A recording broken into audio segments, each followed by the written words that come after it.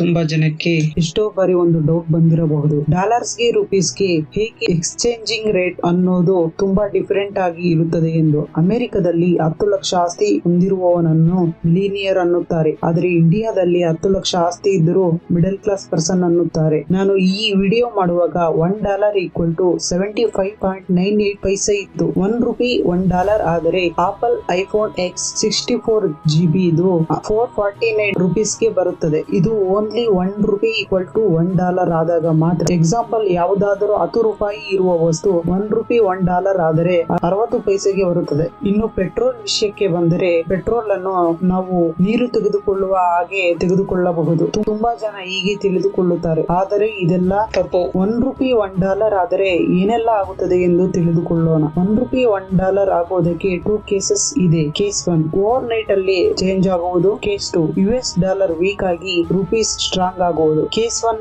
ಈಗ ನೋಡೋಣ. ಕಂಟಿನ್ಯೂಸ್ ಆಗಿ ಯಾವುದೇ ವಿಧವಾಗಿ ಪ್ರಾಡಕ್ಟಿವಿಟಿಯಲ್ಲಿ ಚೇಂಜಸ್ ಬರದಿರಾ, ನಮ್ಮ ಸ್ಯಾಲರಿಗಳಲ್ಲಿ ಯಾವುದೇ ವಿಧವಾದ ಚೇಂಜಸ್ ಬರದಿರಾ, ಓವರ್ ನೈಟ್ ಅಲ್ಲಿ $1 = $1 ಆಗಿದೆ ಅಂತ ಅಂದುಕೊಳ್ಳೋಣ. ಒಂದು ಒಳ್ಳೆಯ ಇಂಡಿಯನ್ ಇಂಜಿನಿಯರ್ $75,000 ಅನ್ನು ಸಂಪಾದನೆ ಮಾಡುತ್ತಾನೆ. ಅಂದರೆ US ದಲ್ಲಿ ಇವನು $3,000 ಸಂಪಾದನೆ ಮಾಡುತ್ತಾನೆ. ಫಾರ್ ಸಪೋಸ್, ಒಂದು ಫೋನ್ ಅನ್ನು ತೆಗೆದುಕೊಳ್ಳಬೇಕಾದ್ರೆ ಇಷ್ಟು ಸ್ಯಾಲರಿ ಬಂದಾಗ ಯಾರು ನಾರ್ಮಲ್ ಫೋನ್ ತೆಗೆದುಕೊಳ್ಳುವುದಿಲ್ಲ. ಐಫೋನ್ ತೆಗೆದುಕೊಳ್ಳಲು ಸ್ಟೋರ್ ಗೆ ಹೋಗುತ್ತಾನೆ. ಅಲ್ಲಿ ಆಪಲ್ ಐಫೋನ್ $449 ಗೆ ಸಿಗುತ್ತದೆ. ಬಿಕಾಸ್ $1 = $1 ಅಲ್ವಾ. ಬಟ್ ಒಂದು ನಿಮಿಷ, US ದಲ್ಲಿ $3,000 ಗೆ ಎಂಪ್ಲಾಯ್ ಸಿಗುತ್ತಿರುವಾಗ ಅದೇ ಕೆಲಸವನ್ನು ಒಬ್ಬ ಇಂಡಿಯನ್ ಇಂಜಿನಿಯರ್ ಗೆ $75,000 ಕೊಟ್ಟು ಕೆಲಸವನ್ನು ಮಾಡಿಸಿಕೊಳ್ಳುವಂತಹ ಅವಶ್ಯಕತೆ ಆ ಕಂಪನಿಗೆ ಇರುತ್ತಾ? ಸೊ ಪ್ರತಿಯೊಬ್ಬ ಇಂಡಿಯನ್ ಇಂಜಿನಿಯರ್ಸ್ ಆಗಿರಬಹುದು, ಟೀಚರ್ಸ್, ಅಕೌಂಟೆಂಟ್ಸ್ ಎಲ್ಲರನ್ನು ಜಾಬ್ ನಿಂದ ತೆಗೆದು ಹಾಕುತ್ತಾರೆ. ಏಕೆಂದರೆ ಇಂಡಿಯಾವನ್ನು ಹೋಲಿಸಿದರೆ ಬೇರೆ ದೇಶದಲ್ಲಿ ಚೀಪ್ ಆಗಿ ಎಂಪ್ಲಾಯೀಸ್ ಸಿಗುತ್ತಾರೆ ಅಲ್ವಾ. ಸೊ ಇದರಿಂದ ಬೇರೆ ದೇಶದ ಎಂಪ್ಲಾಯೀಸ್ ಅನ್ನು ಜಾಬ್ ನಲ್ಲಿ ಇಟ್ಟುಕೊಳ್ಳುತ್ತಾರೆ. ಇನ್ನು ಕ್ಲೀನಿಂಗ್ ನಂತಹ ಕೆಲಸಗಳಿಗೆ $4,000 ಕೊಡುವ ಬದಲು $1,000 ಕೊಟ್ಟು ವ್ಯಾಕ್ಯೂಮ್ ಕ್ಲೀನರ್ ಅನ್ನು ತೆಗೆದುಕೊಳ್ಳುತ್ತಾರೆ. ಫ್ರಾಂಕ್ ಆಗಿ ಹೇಳೋದು ಆದ್ರೆ, ಇಂಡಿಯಾದಲ್ಲಿ 40 ಮಿಲಿಯನ್ಸ್ ಜಾಬ್ಸ್ ಕಳೆದುಕೊಳ್ಳುತ್ತಾರೆ. ಜಾಬ್ಸ್ ನಲ್ಲಿ ತೆಗೆದು ಹಾಕುತ್ತಿರುವುದರಿಂದ ಸೊ ಇವರು ಕಡಿಮೆ ಸ್ಯಾಲರಿಗೆ ಕೆಲಸ ಮಾಡಲು ಸಿದ್ಧರಾಗುತ್ತಾರೆ. ಅಂದರೆ ತಿಂಗಳಿಗೆ $2,500 ಗೆ ಜಾಬ್ಸ್ ಅನ್ನು ಮಾಡುತ್ತಾರೆ. ಬಟ್ ಅವರು ಬ್ಯಾಂಕ್ ನಿಂದ ತೆಗೆದುಕೊಂಡ ಲಕ್ಷದವರೆಗೆ ಲೋನ್ಸ್ ಅನ್ನು ಕಟ್ಟುವುದಕ್ಕೆ ಆಗುವುದಿಲ್ಲ. ಏಕೆಂದರೆ ಇವರಿಗೆ ಬರುವುದು ತಿಂಗಳಿಗೆ $2,500 ಮಾತ್ರ. ಸೊ ಈಗ ಬ್ಯಾಂಕ್ಸ್ ಎಲ್ಲ ಲಾಸಸ್ ಆಗಿ RBI ಹತ್ತಿರ ಹೋಗುತ್ತವೆ. ಸೊ ಆಗ RBI ಬ್ಯಾಂಕ್ಸ್ ಎಲ್ಲ ಸ್ಥಿರವಾಗಿ ಇರುವುದಕ್ಕೆ ಫುಲ್ ಆಗಿ ಬೇಕಾದಷ್ಟು ಹಣವನ್ನು ಪ್ರಿಂಟ್ ಮಾಡುತ್ತದೆ. ಆಗ ಇನ್ಫ್ಲೇಷನ್ ಹೆಚ್ಚಾಗಿ, ಅಂದರೆ ವಸ್ತುವಿನ ರೇಟ್ಸ್ ಎಲ್ಲ ಹೆಚ್ಚಾಗಿ ಕಡೆಗೆ $1 $75 ಬರುತ್ತದೆ. ಸೊ ನಮ್ಮ ದೇಶದ ಎಂಪ್ಲಾಯೀಸ್ ಕಡಿಮೆ ಬೆಲೆಗೆ ಜಾಬ್ ಮಾಡುತ್ತಿರುವುದರಿಂದ ಕಂಪನಿಗಳು ಮರಳಿ ಇಂಡಿಯಾಗೆ ಬರುವುದು ಸ್ಟಾರ್ಟ್ ಮಾಡುತ್ತವೆ. ಸೊ ಎಕ್ಸಾಂಪಲ್, ಒಂದು ರೋಡ್ ಲೆಂತ್ 1 ಮೈಲ್ ಲೆಂತ್ ಇದೆ ಅಂತ ಅಂದುಕೊಳ್ಳೋಣ. 1 ಮೈಲ್ ಅಂದರೆ 1.6 ಕಿಲೋಮೀಟರ್. ಸೊ ಈಗ ಆ ರೋಡ್ ಲೆಂತ್ 1 ಮೈಲ್ ಇದೆ ಅಂತ ಅಂದುಕೊಂಡು ನಡೆದರೆ ಕಿಲೋಮೀಟರ್ ವ್ಯಾಲ್ಯೂ ಅಲ್ಲಿ ಯಾವುದೇ ವಿಧವಾದ ಚೇಂಜ್ ಆಗುವುದಿಲ್ಲ. ಸೊ ಮೈಲ್ ಅಂಡ್ ಕಿಲೋಮೀಟರ್ಸ್ ಅನ್ನುವುದು ಜಸ್ಟ್ ನಮ್ಮ ಕನ್ವೀನಿಯನ್ಸ್ ಗೋಸ್ಕರ ಇಟ್ಟುಕೊಂಡಿರುವುದು. ಸೊ ಹಾಗೆ ಇಲ್ಲಿ ರುಪೀಸ್ ಹಾಗೂ ಡಾಲರ್ ಸಹ ನಮ್ಮ ಕನ್ವೀನಿಯನ್ಸ್ ಗೋಸ್ಕರ ಇಟ್ಟುಕೊಂಡಿರುವುದು. ಇನಿಷಿಯಲ್ ಆಗಿ $1 = $4 ಆಗಿ ಡಿಸೈನ್ ಮಾಡಿದ್ದಾರೆ. ಇನಿಷಿಯಲ್ ಆಗಿ $1 = $100 ಆಗಿ ಸಹ ಡಿಸೈನ್ ಮಾಡಬಹುದು. ಬಟ್ ಇದು ನಮ್ಮ ಕನ್ವೀನಿಯನ್ಸ್ ಗೆ ಮಾತ್ರ.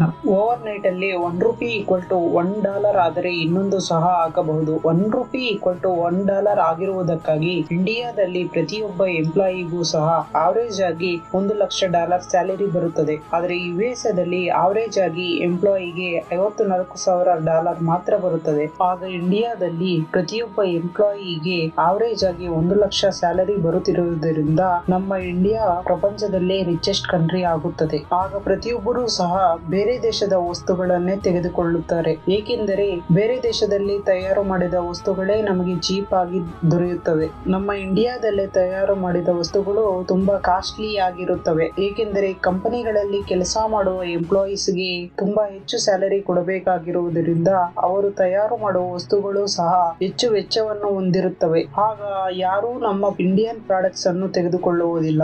ಆಗ ಕಂಪನಿಗಳು ಎಲ್ಲ ಶಟ್ ಡೌನ್ ಆಗುತ್ತವೆ. ಆಗ ನಮ್ಮ ದೇಶದಲ್ಲಿ ಯಾವುದೇ ವಸ್ತು ತಯಾರು ಆಗದೇ ಇರುವ ಕಾರಣ ಎಲ್ಲಾ ವಸ್ತುಗಳು ಇಂಪೋರ್ಟ್ ಅನ್ನು ಮಾಡಿಕೊಳ್ಳುತ್ತೀವಿ. ಕೆಲವು ದಿನಗಳ ನಂತರ ನಮ್ಮ ಹತ್ತಿರ ಇರುವ ಎಲ್ಲಾ ಹಣ ಖಾಲಿಯಾಗುತ್ತದೆ. ಜಾಬ್ಸ್ ಮಾಡಿ ಹಣ ಸಂಪಾದನೆ ಮಾಡೋಣ ಅಂದರೆ ಕಂಪನಿಗಳು ಇರುವುದಿಲ್ಲ. ನಮ್ಮ ದೇಶಕ್ಕೆ ಟೂರಿಸಂ ಮೇಲೆ ಫಾರಿನರ್ಸ್ ಯಾರು ಬರುವುದಿಲ್ಲ, ಏಕೆಂದರೆ ನಮ್ಮ ಹತ್ರ ಇರುವ ಎಲ್ಲಾ ವಸ್ತುಗಳು ಕಾಸ್ಟ್ಲಿನೇ. ಸೊ ನಮ್ಮವರು ಬೇರೆ ದೇಶಕ್ಕೆ ವಲಸೆ ಹೋಗುತ್ತಾರೆ. ಸೊ ಈಗ 0 GDP ಆಗುತ್ತದೆ, ಏಕೆಂದರೆ no agriculture, no productivity, no mining. ಮತ್ತೆ ಮುಂಚೆ ಯಾವ ತರ ಇರುತ್ತದೆಯೋ ಅದೇ ರೀತಿಗೆ ಬರುತ್ತದೆ. ಸೊ RBI ಅವರು ರುಪಿಯನ್ನು ಸ್ಟ್ರಾಂಗ್ ಆಗಿರುವುದಕ್ಕೆ ಹಾಗೂ ವೀಕ್ ಆಗಿರುವುದಕ್ಕೆ ಬಿಡುವುದಿಲ್ಲ. ಹಾಗೆ ಮಾಡಿದರೆ ನಮ್ಮ ದೇಶದ ಎಕ್ಸ್ಪೋರ್ಟ್ಸ್ ಏರಿಕೆಯಾಗುತ್ತದೆ. ಏಕೆಂದರೆ $1ಗೆ ಈಗ ಇರುವುದನ್ನು ನೋಡಿದರೆ 75.98 ರೂಪೀಸ್ ಕೊಡುವುದರಿಂದ ಹಾಗೂ ಇಂಪೋರ್ಟ್ಸ್ ಕಡಿಮೆಯಾಗುತ್ತವೆ. ಏಕೆಂದರೆ ನಾವು 75 ರೂಪೀಸ್ ಕೊಟ್ಟು $1 ತೆಗೆದುಕೊಳ್ಳಬೇಕಾಗಿರುವುದರಿಂದ ಹಾಗೂ ಎಕ್ಸ್ಪೋರ್ಟ್ಸ್ ಹೆಚ್ಚಾಗಿ ಇಂಪೋರ್ಟ್ಸ್ ಕಡಿಮೆಯಾಗುತ್ತವೆ.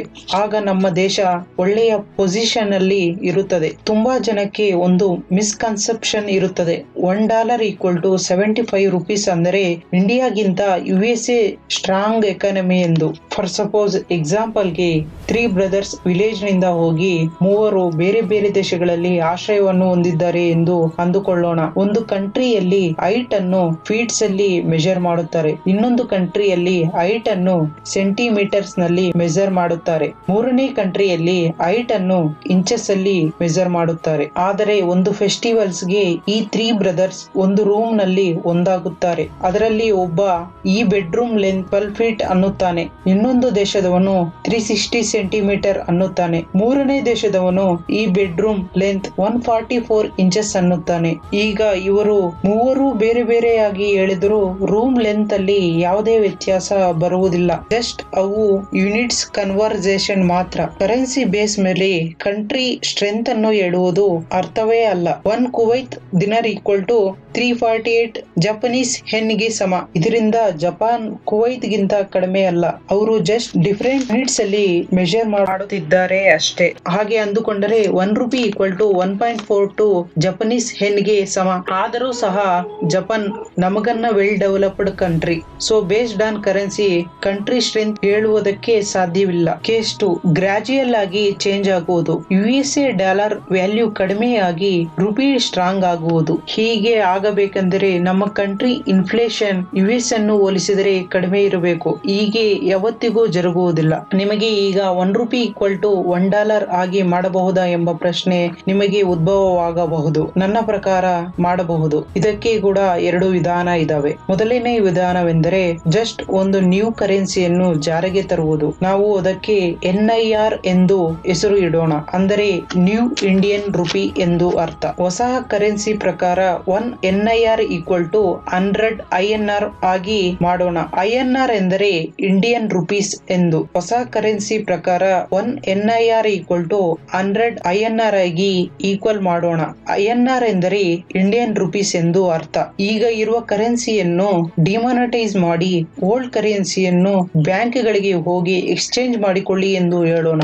ಆಗ ಬ್ಯಾಂಕ್ನವರು ನೀನು 100 INR ಕೊಟ್ಟರೆ ಆಗ ನಿಮಗೆ 1 NIR ಕೊಡುತ್ತಾರೆ. INR ಎಂದರೆ ಇಂಡಿಯನ್ ರುಪಿ ಎಂದರ್ಥ, NIR ಅಂದರೆ ನ್ಯೂ ಇಂಡಿಯನ್ ರುಪಿ ಎಂದರ್ಥ. ಬ್ಯಾಂಕ್ಸ್ ನಲ್ಲಿರುವ ಡಿಪಾಸಿಟ್ ಅನ್ನು, ಲೋನ್ಸ್ ಅನ್ನು ಹಾಗೂ ವಸ್ತುಗಳ ರೇಟ್ ಅನ್ನು ಎಲ್ಲವನ್ನು ಅಲ್ಲಿ ಚೇಂಜ್ ಮಾಡುತ್ತಾರೆ. ನಾವು ಈಗ 1 NIR = 1.5 $US ಗೆ ಸಮವಾಗಿರುತ್ತದೆ. ಆದರೆ US ಡಾಲರ್ ಅನ್ನು ಹೋಲಿಸಿದರೆ ಇಂಡಿಯನ್ ರುಪಿ ಬೆಸ್ಟ್ ಅಂತ ಹೇಳಿಕೊಳ್ಳುವುದಕ್ಕೆ ಬಿಟ್ಟರೆ ಈ ಒಂದು ಪ್ರೋಸೆಸ್ ಏನಕ್ಕೂ ಯೂಸ್ ಆಗುವುದಿಲ್ಲ. ಸೊ ಒಂದು ದೇಶದ ವ್ಯಾಲ್ಯೂ ಕರೆನ್ಸಿ ಮೇಲೆ ಡಿಪೆಂಡ್ ಆಗುವುದಿಲ್ಲ, ಕಂಟ್ರಿ ಪ್ರೊಡಕ್ಟಿವಿಟಿ ಮೇಲೆ ಡಿಪೆಂಡ್ ಆಗುತ್ತೆ. ಫಾರಿನ್ ಕಂಟ್ರಿ ಎಂಪ್ಲಾಯೀಸ್ ಅನ್ನು ಹೋಲಿಸಿದರೆ ನೀನು 2 ಪಟ್ಟು ಹೆಚ್ಚಾಗಿ ಕೆಲಸವನ್ನು ಮಾಡಿದರೆ ಆಗ ಕಂಟ್ರಿ ಪ್ರೊಡಕ್ಷನ್ ಹೆಚ್ಚಾಗುತ್ತದೆ. ಅಮೆರಿಕ ರಿಚೆಸ್ಟ್ ಕಂಟ್ರಿ, ಏಕೆಂದರೆ ಅವರು ದೇಶದ ಜನಸಂಖ್ಯೆ ಕಡಿಮೆ ಇದ್ದರೂ ಸಹ ಪ್ರೊಡಕ್ಷನ್ ಹೆಚ್ಚಾಗಿರುತ್ತದೆ. ನಮ್ಮ ಹತ್ರ ತುಂಬಾ ಜನ ಇದ್ದರೂ ನಮ್ಮ ದೇಶದ ಪ್ರೊಡಕ್ಟಿವಿಟಿ ಕಡಿಮೆ ಇರುವುದರ ಕಾರಣ ಇನ್ನೂ ಮುಂದುವರಿಯುತ್ತಿರುವ ದೇಶವಾಗಿದೆ. ಕಾರಣ ಬಡತನ ಹಾಗೂ ಲಿಟರಸಿ ರೇಟ್ ಕಡಿಮೆ ಇರುವುದರಿಂದ ಕಂಪನಿಗಳು ನಮ್ಮ ದೇಶದಲ್ಲಿ ಹೆಚ್ಚಾಗಿ ಇರುವುದಿಲ್ಲ. ಕಂಪನಿಗಳು ಹೆಚ್ಚಾಗಿ ಇಲ್ಲದೆ ಇರುವುದರಿಂದ ಅನ್ಎಂಪ್ಲಾಯ್ಮೆಂಟ್ ಹೆಚ್ಚಾಗಿ ಇರುತ್ತದೆ. ಹಾಗೆ ಇನ್ನೊಂದು ವಿಷಯ, ಒಂದು ಲ್ಯಾಪ್ಟಾಪ್ ಅನ್ನು ಇಂಡಿಯಾದಲ್ಲಿ 40,000 ಕೊಟ್ಟು ತೆಗೆದುಕೊಳ್ಳುತ್ತಿದ್ದೀವಿ. ಆದರೆ ಅದೇ ಕಂಪನಿ ಇರುವ ಲ್ಯಾಪ್ಟಾಪ್ ಅನ್ನು USA ದಲ್ಲಿ 28,000 ರೂಪೀಸ್ಗೆ ತೆಗೆದುಕೊಳ್ಳಬಹುದು. ಏಕೆಂದರೆ ಲ್ಯಾಪ್ಟಾಪ್ ಇಂಡಿಯಾದಲ್ಲಿ ಮ್ಯಾನುಫ್ಯಾಕ್ಚರ್ ಮಾಡುವುದಿಲ್ಲ. ಸೊ ನಾವು ಇಂಪೋರ್ಟ್ ಹೆಚ್ಚಾಗಿ ಮಾಡಿಕೊಳ್ಳುತ್ತೀವಿ. ಆಗ ನಮಗೆ ಎಕ್ಸ್ಟ್ರಾ ಚಾರ್ಜಸ್ ಹಾಗೂ ಲೋಕಲ್ ಟ್ಯಾಕ್ಸಸ್ ಹಾಗೂ ಇಂಪೋರ್ಟ್ ಡ್ಯೂಟೀಸ್ ಹಾಗೂ ಶಿಪ್ಪಿಂಗ್ ಚಾರ್ಜಸ್, ಸರ್ವಿಸ್ ಚಾರ್ಜಸ್ ಎಲ್ಲ ಆಡ್ ಆಗುವುದರಿಂದ 28,000ಗೆ ಬರುವ ಲ್ಯಾಪ್ಟಾಪ್ 40,000ಗೆ ನಮ್ಮ ಇಂಡಿಯಾದಲ್ಲಿ ತೆಗೆದುಕೊಳ್ಳಬೇಕಾಗಿದೆ. ಅದೇ ಲ್ಯಾಪ್ಟಾಪ್ ಅನ್ನು ಇಂಡಿಯಾದಲ್ಲಿ ಮ್ಯಾನುಫ್ಯಾಕ್ಚರ್ ಮಾಡಿದರೆ 25,000ಗೆ ತೆಗೆದುಕೊಳ್ಳಬಹುದು. ಏಕೆಂದರೆ ನಮ್ಮ ಹತ್ತಿರ ಕಡಿಮೆ ಬೆಲೆಗೆ ಎಂಪ್ಲಾಯೀಸ್ ಬರುವುದರಿಂದ. ಮ್ಯಾನುಫ್ಯಾಕ್ಚರ್ ಕಾಸ್ಟ್ ಅನ್ನುವುದು ಎಂಪ್ಲಾಯೀಸ್ ಮೇಲೆಯೂ ಸಹ ಪರಿಣಾಮ ಬೀಳುತ್ತದೆ. ಬಟ್ ಇಂಡಿಯಾದಲ್ಲಿ ಮ್ಯಾನುಫ್ಯಾಕ್ಚರ್ ಕಂಪನೀಸ್ ತುಂಬಾನೇ ಕಡಿಮೆ. ಕನ್ಕ್ಲೂಷನ್ ಏನೆಂದರೆ, ನಮ್ಮ ಕಂಟ್ರಿಯೂ ಸಹ ರಿಚೆಸ್ಟ್ ಕಂಟ್ರಿ ಆಗಬೇಕೆಂದರೆ ₹1 = $1 ಆಗಬೇಕಿಲ್ಲ. ಇಂಪೋರ್ಟ್ಸ್ ಕಡಿಮೆ ಮಾಡಿ ಎಕ್ಸ್ಪೋರ್ಟ್ಸ್ ಹೆಚ್ಚು ಮಾಡುವುದು. ಎಕ್ಸ್ಪೋರ್ಟ್ಸ್ ಹೆಚ್ಚಾಗಬೇಕೆಂದರೆ ಪ್ರತಿಯೊಬ್ಬರು ಓದಿ ಒಳ್ಳೆಯ ಜಾಬ್ಸ್ ಮಾಡುವುದು ಹಾಗೂ ಹಣ ಇರುವವರು ಇಂದಿನ ವಿಡಿಯೋದಲ್ಲಿ ಹೇಳಿದ ಹಾಗೆ ಬಿಸ್ನೆಸ್ ಅನ್ನು ಸ್ಟಾರ್ಟ್ ಮಾಡುವುದು ಹಾಗೂ ಕಂಪನಿಗಳನ್ನು ಸ್ಟಾರ್ಟ್ ಮಾಡುವುದು. ಸೊ ಈಗ ಇಂಡಿಯನ್ ಕಂಪನಿಗಳು ಹೆಚ್ಚಾಗಿದ್ದರೆ ಹೆಚ್ಚು ಜಾಬ್ಸ್ ಬರುತ್ತದೆ. ಕಂಪನಿಗೆ ಬರುವ ಪ್ರಾಫಿಟ್ ಸಹ ಫಾರಿನ್ ಕಂಟ್ರಿಗೆ ಹೋಗದಿರಾ ಇಂಡಿಯಾದಲ್ಲಿ ಇರುತ್ತದೆ. ಇಂಡಿಯಾ ವೆಲ್ ಡೆವಲಪ್ಡ್ ಕಂಟ್ರಿ ಆಗುತ್ತದೆ. ಸೊ ನಾವು ಈಗ ಹೆಚ್ಚು ಪ್ರಾಡಕ್ಟ್ಸ್ ಬೇರೆ ದೇಶದಿಂದ ತೆಗೆದುಕೊಳ್ಳುವುದರಿಂದ ಹೆಚ್ಚು ಲಾಭ ಬೇರೆ ದೇಶಗಳಿಗೆ ಹೋಗುತ್ತಿವೆ. ಜಾಬ್ಸ್ ಸಹ ಬೇರೆ ದೇಶಗಳಿಗೆ ಹೆಚ್ಚಾಗಿ ಹೋಗುತ್ತಿವೆ. ಅವರ ಎಕಾನಮಿ ಸಹ ಸ್ಟ್ರಾಂಗ್ ಆಗುತ್ತಿದೆ. ಸೊ ನೀವು ಯಾವುದೇ ಒಂದು ವಸ್ತು ತೆಗೆದುಕೊಳ್ಳುವ ಮೊದಲು ಇಂಡಿಯನ್ ಪ್ರಾಡಕ್ಟ್ಸ್ ಅನ್ನು ತೆಗೆದುಕೊಳ್ಳುವುದಕ್ಕೆ ಟ್ರೈ ಮಾಡಿ. ಹಾಗೆ ಮಾಡುವುದರಿಂದ ಇಂಡಿಯನ್ ಕಂಪನೀಸ್ಗೆ ಹೆಚ್ಚು ಲಾಭ ಬರುತ್ತದೆ. ಆಗ ಜಾಬ್ಸ್ ಸಹ ತುಂಬಾ ಹೆಚ್ಚಾಗಿ ಬರುತ್ತವೆ. ನಮ್ಮ ದೇಶದಲ್ಲಿ ತಯಾರು ಮಾಡದೇ ಇರುವ ವಸ್ತುವನ್ನು ಮಾತ್ರ ಬೇರೆ ದೇಶದಿಂದ, ಏಕೆಂದರೆ ಪ್ರತಿಯೊಂದು ಪ್ರಾಡಕ್ಟ್ ಯಾವ ದೇಶವೂ ತಯಾರು ಮಾಡುವುದಕ್ಕೆ ಸಾಧ್ಯವಿಲ್ಲ. ಸೊ ನನ್ನ ಈ ವಿಡಿಯೋ ನಿಮಗೆ ಇಷ್ಟ ಆದರೆ ಪ್ರತಿಯೊಬ್ಬರು ಲೈಕ್, ಶೇರ್ ಅಂಡ್ ಸಬ್ಸ್ಕ್ರೈಬ್ ಆಗಿ. Okay, thank you.